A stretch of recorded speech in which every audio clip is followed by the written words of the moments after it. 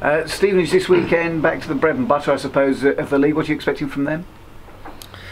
Well, I think all teams at this point of the year are trying to settle their season, establish where they sit in the league, and I would imagine that Stevenage are coming down to us with a target of winning the game. They made it very difficult for us last year. I think we got a second half equaliser against them last year at home. I'd imagine they will still harbour ambitions and chances of making at least the playoffs, because I think they showed last year they had that capability. And we will have, as always, because the differences between these sides in League Two are so fine that any side is capable of winning a game, and I'd imagine they will fancy their chances as much as we do. Are you looking injury-wise? Steady progress, really. I mean, obviously Jordan Tilson will miss the game through suspension, which is, after being out for a couple of months, is a tough one for him to take. But everyone else is making progress. It was a big night for Ryan Harley, having played at Colchester, to play again on Tuesday night after 6 months. It literally is 6 months since the playoff final. It's an important week for him to get through those two games.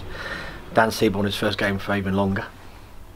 So there's progress being made. Lee Holmes and Robbie Simpson back in full-time training. Lee's probably closer to selection than Robbie, just because of the time that Robbie's been out. But it's some good progress, and I'd like to think we've got a healthier and healthier squad. And if I can keep it that way through the Christmas and New Year period, I'll be really looking forward to the second half of the season.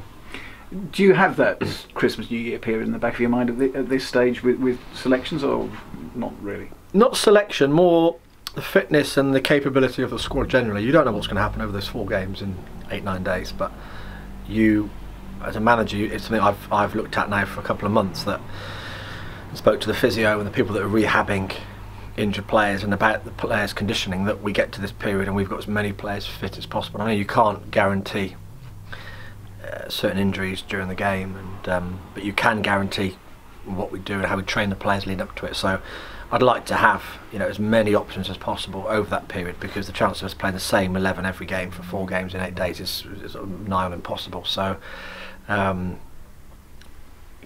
I got the options, if I've got changes from the bench, then I think we've got the capability of winning games.